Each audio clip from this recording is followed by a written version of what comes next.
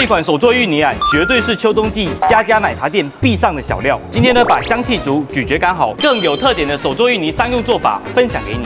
我们呢，先称取400克的是一个芋头，放到我们的一个份数盒中。那芋头的话呢，尽量选择绿埔芋头。我们呢，可以直接网上买这种已经成品的冷冻芋头，或者直接用新鲜的芋头来蒸都是可以的。同样的，用不完之后呢，切成块状，放到冰箱呢进行速冻就可以了。我们呢，把称好的芋头呢放到我们的蒸笼中，接着呢，我们在这个2桶中呢，先称取我们的一个热水，把蒸笼呢放到热水中，刚好呢水跟我们的一个蒸笼的下面的支架平行就可以了。先将我们的水呢进行烧沸，开最大火，水沸腾之后呢，我们盖上盖，然后呢开1600的一个火候焖煮25分钟。时间到后呢，我们就直接关火，拿出我们的一个蒸笼。这个的话呢，就是蒸好的一个芋头。怎么辨别它有没有熟的话呢？我们就可以用8勺或者牙签呢擦一下，如果能轻松的插入呢，就代表 OK 了。那这个蒸好的芋头呢，我们要分成2部分哈来制作。第一份的话呢，我们先取200克到我们的冰沙壶中，再加入我们60克的一个白砂糖，再加入200毫升的热水。像这样子打出来的芋泥的话呢，它就是原始的颜色。那如果说你想要让它变成紫色的话，可以加一点紫薯，或者呢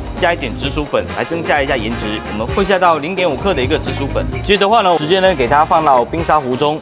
打成泥状，再准备一个份数盒，加入我们蒸好的芋泥150克，用捣棒呢把我们的芋泥给它捣碎，接着呢再倒入15克的一个炼乳，50毫升的安佳淡奶，把打好泥的芋泥呢倒进来，最后的话呢我们就直接给它拌匀就可以了。这样子做出来的芋泥的话呢，它的香气高，而且呢可以吃到芋头的一个咀嚼感，整体的层次呢会更加的饱满。关注我，分享100个爆款茶饮升级方案。